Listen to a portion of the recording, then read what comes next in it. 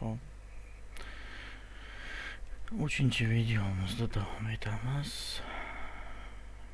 Hop. Kodeks pas chiqqani uchun mana bu formuladan foydalanamiz.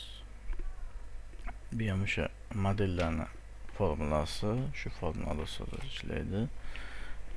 Bu yerda K maksimum ko'tarilish bu mumkin bo'lgan aholi soni, P0 bu hozirgi aholi soni, I bu koeffitsient, ko'tarilish koeffitsiyenti, R ko'tarilish koeffitsiyenti, T bu yillar.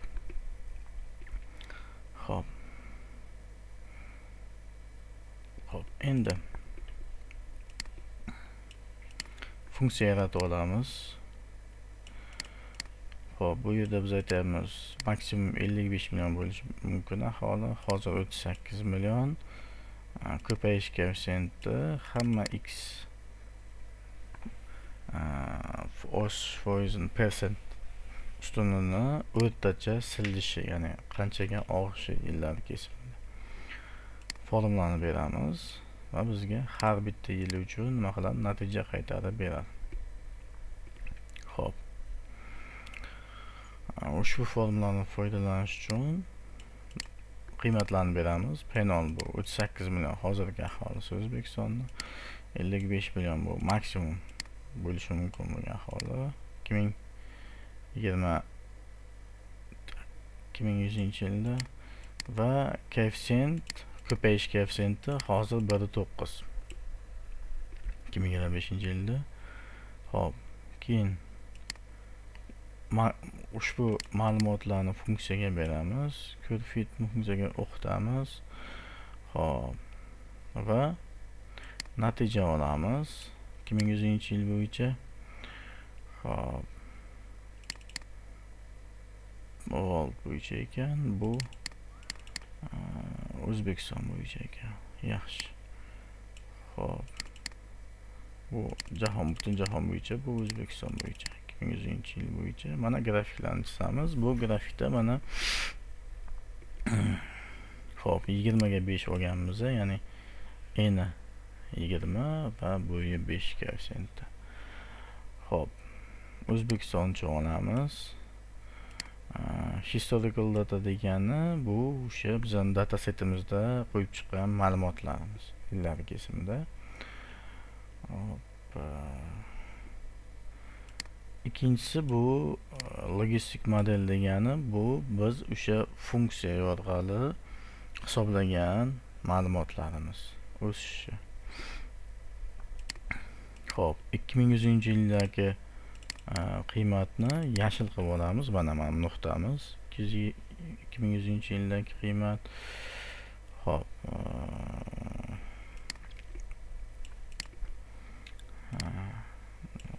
grafikka nom beramiz. Mana hop, x o'qiga yillarni qo'yamiz, y o'qiga aholini sonini qo'yamiz.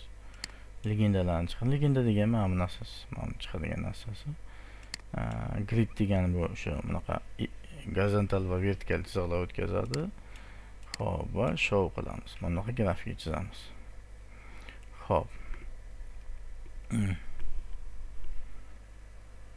Endi aholi oshib borgan sari ularni ehtiyojlari ham oshib boradi. Qanaqa ehtiyojlar oshib boradi desa, birinchi bo'lib suvga, oziq-ovqatga ehtiyojlari oshib boradi. Endi suv tanqisligi yildan yil yomg'irlarni kam kelayotgani hisobga oladigan bo'lsak, demak biz ilmiy tadqiqotlarimizda qurg'oqchilikka mos poliz ekinlari, daraxtlar,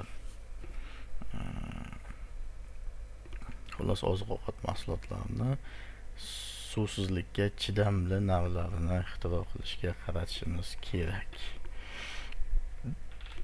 Birinchisi edi bu. Ikkinchisi, hop, aholi ko'paygandan keyin faqat oziq-ovqatga emas, roskish deydi ruschasiga, qo'shimcha ehtiyojlar ham paydo bo'lib boradi. Masalan, uylarga, domlaga, domlaga ehtiyoj paydo bo'lishi degani bu dom qurilishida ketadigan qurilish materiallariga ham ehtiyoj sezilib boradi. Endi domlarni baland quradigan bo'lsak, shamol yo'llarini to'sadi va makro iqlimlarni o'zgarishiga olib keladi. Hop.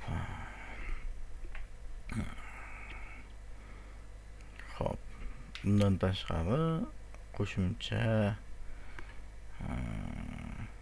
ehtiyojlar ham oshib boradi. Aholi ko'paygani yaxshi, bu shaharlashadi. Shaharlashgandan keyin xizmatlarni sifati soni oshib boshlaydi.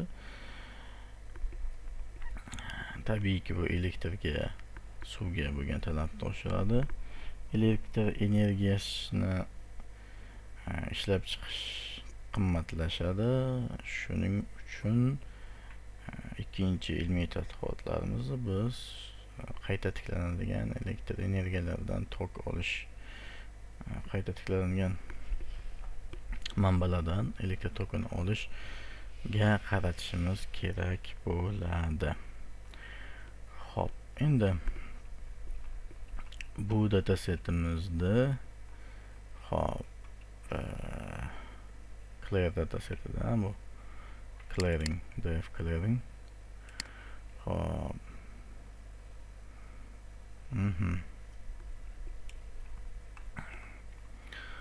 Hop. Bizga kerak bo'ladigan datasetimiz mana bu yerda population bor. Yillar kesimida o'sishi ham bor. Hop. Demak biz df ni ishlashimiz kerak bo'ladi. Kelinglar bir boshdan o'qitib olamiz. Chunki Google Colab sessiyasi tugaganda sizlarni hamma datasetlaringizni unutadi. Shu uchun qayta yuklab olishimizga to'g'ri keladi. Tak. World population qayda endi?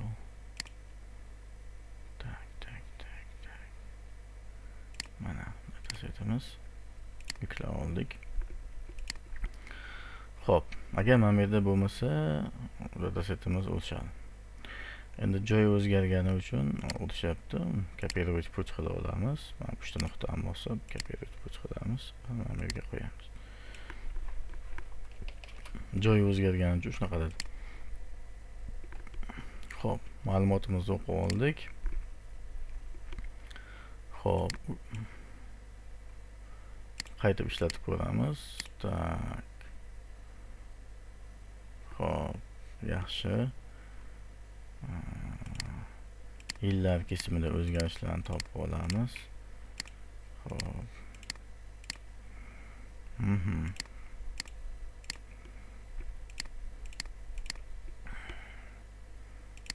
Xo'p.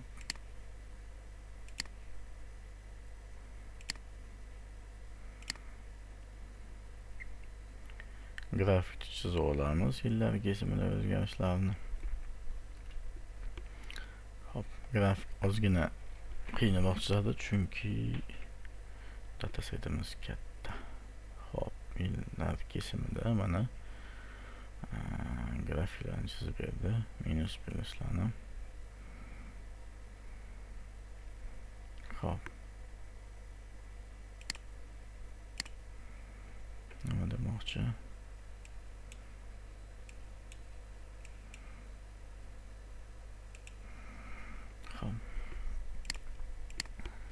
Tak. Okey. Endi shu df'ni mana bu grafik bo'yicha xulosalar chiqarsak bo'ladi. Hop, year change. Okey.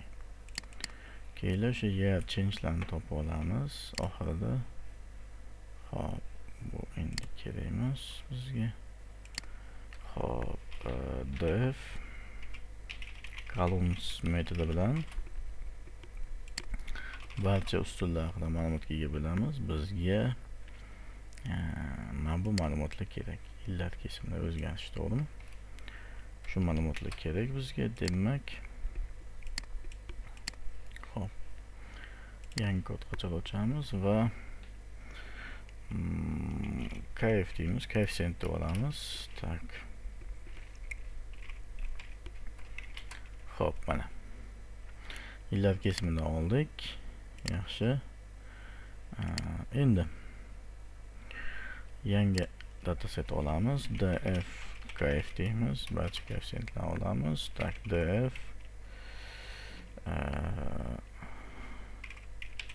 df qayerdaki koeffitsient bo'lgan ustunlarni ol deymiz va df koeffitsiyentni birinchi 3ta qator, 5ta qatorini chiqarishga harakat qilamiz. Xo'p, bunaqa o'zgarishlar bor deb aytyapti. Keling, saqlantirib olaylik. Xo'p, mana yillar kesimida oldik hammasini, o'z suratlarini. Okey, yillar kesimida oldik o'z suratini. Bizga endi faqat yillar kesimida o'z surat emas, iloji boricha davlatlarni ham olsak yaxshi bo'ladi. Tak, mana bu qiymatlar ham kerak ekan bizga. Xo'p, mana bu yerga qo'shib qo'yamiz. Okey. Tak, mana bu kerak. Mana bu kerak. Okey. Koeffitsient qayta o'qitib olamiz. Ustunlarni qo'shib olamiz. Yaxshi. Xo'p. Endi bundan qanaqa xulosa chiqarsak bo'ladi? Kelinglar, O'zbekiston uchun grafik chizib olamiz va qanaqadir xulosalar chiqarishga harakat qilamiz. Xo'p. U uchun bizga mayli 40 bo'lib olsin. Tak. Koeffitsient yo'q, birinchi usta qiymat kerak emas. Davlatda. Tak.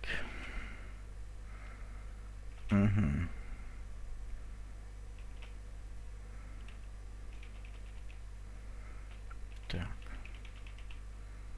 Hamma ustunlar bo'yicha grafik chizishimiz kerak. Tak.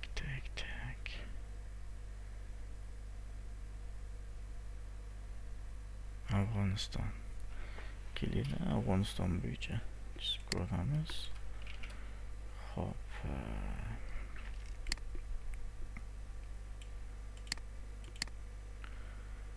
Koeffitsient datasetimizda 3 qiymati. Tak, u uchun bitta Afg'oniston degan olamiz. Def Afg'oniston deb olamiz va quyerdagi def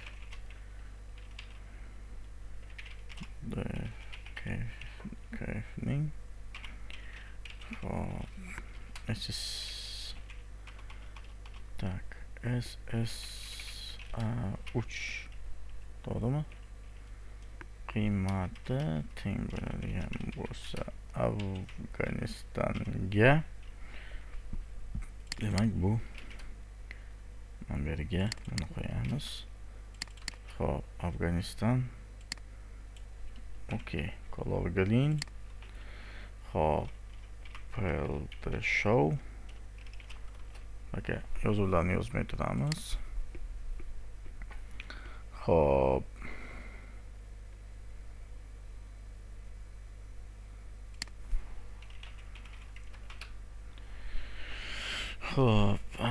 koef. Tak, koef.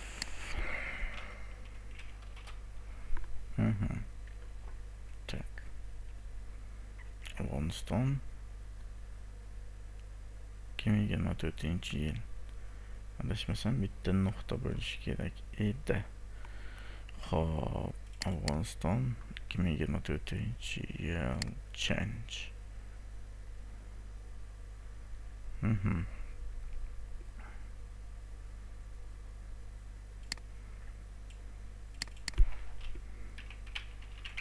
Katta qilsak ham bo'ladi, nuqta qo'yish uchun. Bitta qiymat bo'lgani uchun chizmayapman plotda. Katta bo'lganda chizaman. Xo'p. Yaxshi. Xo'p. 24, 22, 23 yo'q ekan. 25, 23 ham bor ekan. Xo'p, demak 25, 24, 23, 22, tak, 21.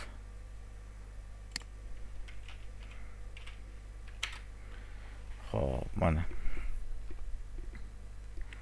Koeffitsient faqat oshib boryapti. Tak. Koeffitsient faqat oshib boryapti. Aha, Afg'oniston chaptoniga qo'ysak.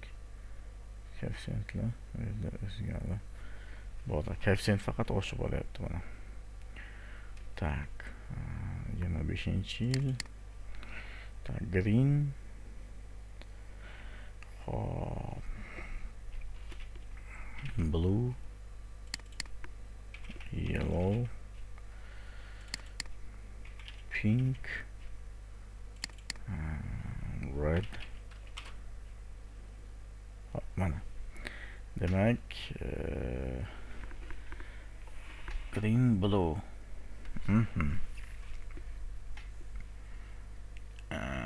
2024-yilda tushgan ekan, 2025-yilda ko'tarildi va 23-22-yillarda ham baland bo'lgan.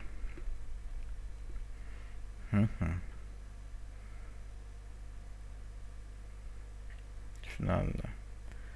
Shunaqa o'sib bormoqda. Tak, join almashtiradigan bo'lsak,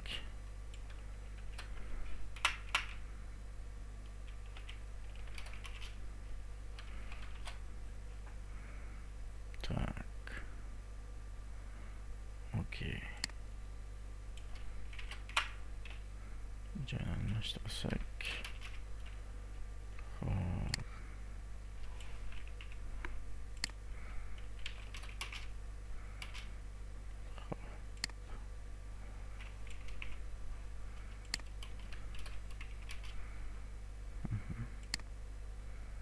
X va Y yo'qlarni almashtirib olamiz. Tak. Buni keyin ko'proq barni chizsak tushunarliroq bo'ladi. Mana. Kelida barni chizamiz. Tushunarliroq bo'lishi uchun.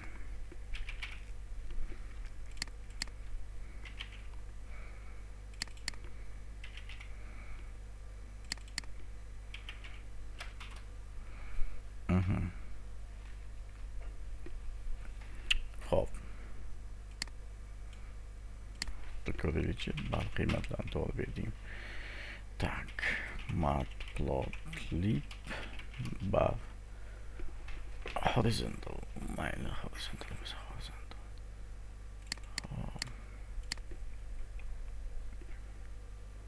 Ko'rib olamiz.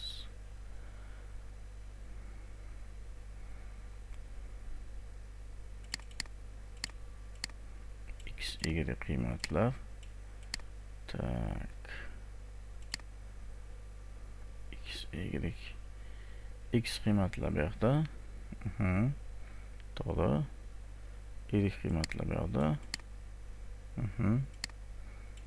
Tak, X, Y title show. Horizontal qilish uchun.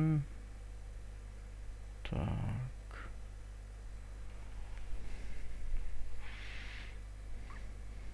Y ni X qiymatini almashtirish kerak. Tak, bar bar H ekan. Tak. Qaraymiz, tak. Birinchi Y qiymati, ya'ni Y yo'qning qiymati nomlanishi, keyin X ning qiymati. Tak, birinchi y qiymatimiz tak nomlanishi mana shu bo'ladi, to'g'rimi? Tak. Qaytarib olamiz orqaga. Okey, endi bu yerga bar h deymiz.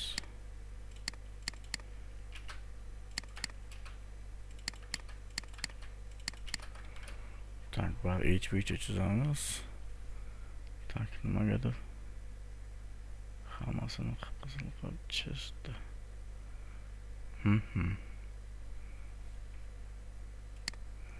Xo'p, mana bu yerga mana qiymat bersak ham bo'ladi. Tak, 2025-yil mana buni o'rniga. Tak, 2024-yil mana buni o'rniga. 2023-yil mana buni o'rniga. 2022-yil mana buni o'rniga. 2021-yil. Title ga endi bersak bo'ladi. PLT title Afg'oniston deb bersak bo'ladi. Mana yillar kesimida oshib kelmaganligi bu gorizontal bar bo'ldi. Endi bu yerda tushunarliroq grafik bo'ldi. Xo'p, qaysi yillar bor edi bizga? 2010-yilgacha bor edi, adashmasam. Tak.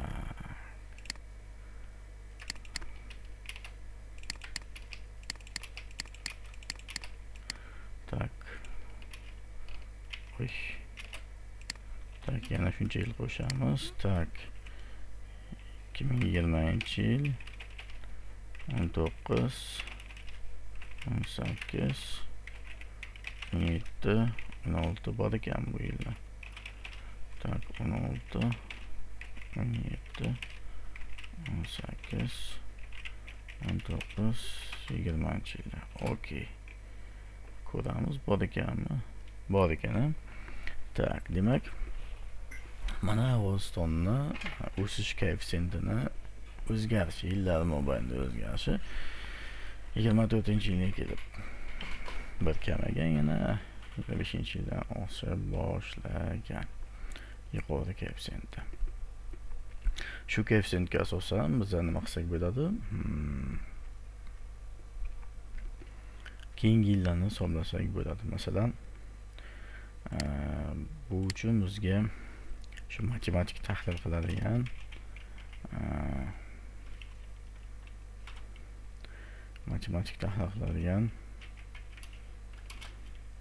describe metodimiz kerak. Xo'p, o'rtacha sildish mana 2 4 2 6 3 3. O'rtacha sildishni o'rtachasini olsak bo'ladi. Tak. Endi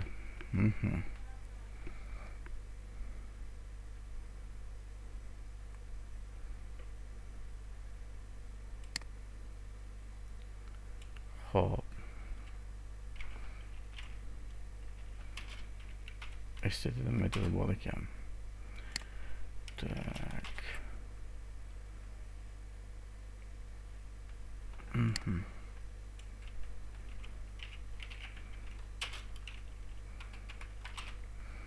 Xo'p, bizga mana bu o'rtacha siljish qiymati kerak bo'ladi. Tak. Include all. Tak. Location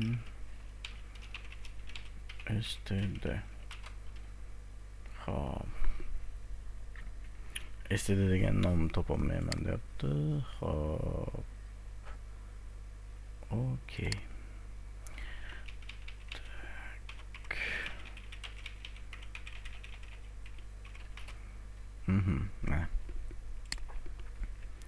o'zgarishini o'rtacha qiymatini olamiz. Tak, demak 3 ekan. Barcha yillardagi o'zgarish qiymati 3. Demak 3 bilan oshib boradi. Endi shuni yillarga qarab hisoblasak bo'ladi. Masalan, Afg'onistonda hozir, ya'ni P0 qiymati 41 milliard, 41 millionmi? 41 million, to'g'rimi? Tak, o'sish koeffitsiyenti 3.3. Endi o'rtachasi 3.3 bo'ladigan bo'lsa, masalan, 2100-yil hisoblaydigan bo'lsak, qanday hisoblaymiz? Tak. Hozir 2025-yil, to'g'rimi? Tak, hozirgi aholisiga qo'shamiz. Hozirgi aholisini ko'paytiramiz. Koeffitsiyentiga 3.3 koeffitsiyenti. 3.3 foiz. Ya'ni oshish. O'rtacha 1 yillik oshishi.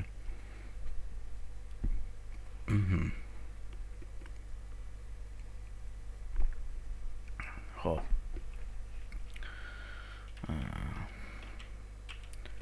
Xo'p. 1 plus 3.3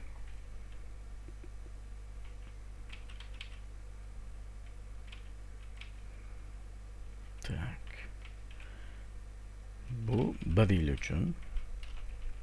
Shunaqa 1 yil uchun. Masalan, 1 yildan keyin 3.3 foizi. Tak, 3.3 foiz. Bo'lingan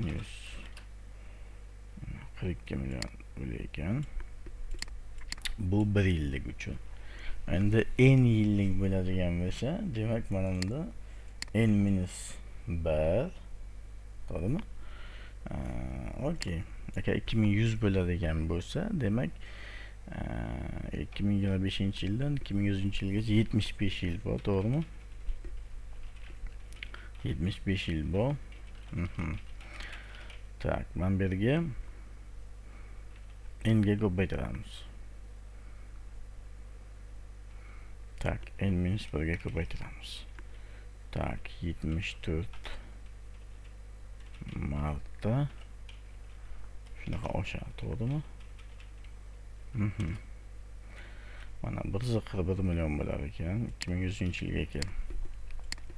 Xuddi shu formulani berib, biza xohlagan ma'lumotni tahlil qilsak bo'ladi.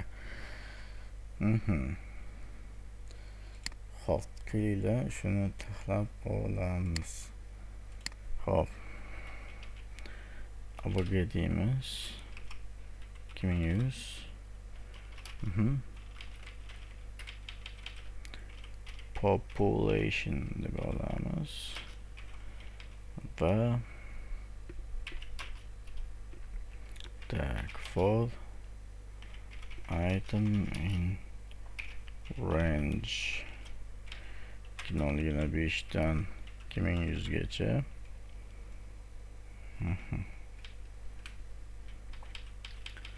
Tak. Endi x o'rniga har safar itemga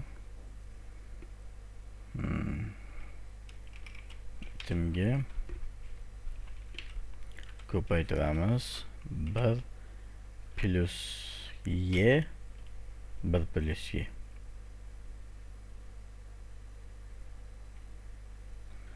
Tak, 1 plus y bo'lingan 100 ga. Tak, endi har safar shunga ko'paytirib ketaversak va mana qiymatlarni chiqarib olsak, mana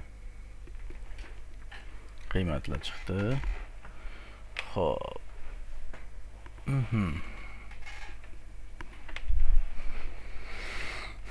Tak.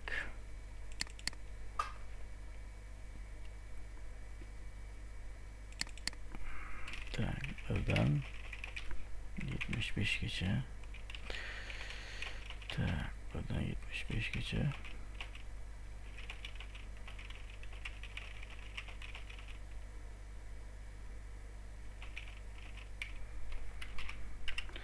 Buraya ko'paytirilgan. 1 2 1 2 mana bu yerda n bo'lishi kerak edi. Tak, n mana bu yerda bo'lishi kerak edi. P'ni chiqarsak 1 plus n y bo'ladi. Tak. Mana bu yerga 1 plus n ko'paytirilgan y n ko'paytirilgan y bo'lingan 100, to'g'rimi? Mana.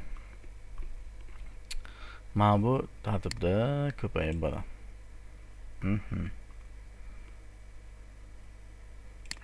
Okey. Tak, endi grafikini chizsak bo'ladi. Xo'p. Endi grafikini chizsak bo'ladi. Tak, grafikini chizib olamiz Afg'oniston uchun. Qolgan davlatlarni o'zlaringiz qilib olasizlar, uyga vazifa bo'ladi. Tak. Mana bu kerak. To'g'rimi? Tak, bu yerda endi bari chizishim shart emas, bu yerda plota ham bo'ladi. Tak. Afg'oniston 2100-yilgacha o'sish sur'ati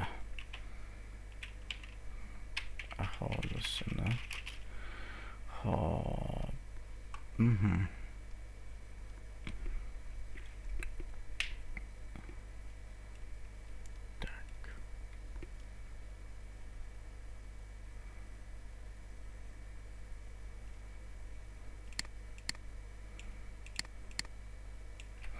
Hop, endi mana shu yerda xuddi shunday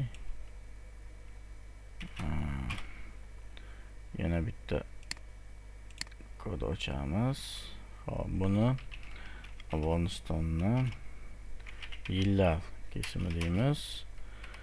Hop, mayli 25 dan 2100-yilgacha deymiz. Okey. Tak. Endi plot deymiz. Hop, mana bu yerda tak, x o'qiga yillarni beramiz. Tak, y o'qiga aholisini qiymatini beramiz. Grafikada chizamiz. Hop. Okey, bittasi bitta kam deyapti. Tak, qaysi bitta kam ekan? Okey. Demak, bu to'g'ri, bu 76 gacha bo'lishi kerak. Okey, mana. Mana aholisini o'sish sur'ati, ya'ni faqat o'sib bormoqda aholisi. Oxiri 1.4 milliardgacha yetar ekan. Xuddi shunday sizlar ham boshqa davlatlarni topasizlar, bu uyga vazifa bo'ladi va kommentariylarga o'z postalarimiz men ochib tekshiraman. Xatolar bo'lsa to'g'rilashga yordam beraman. Hammaga rahmat. Keyingi darslarda uchrashguncha.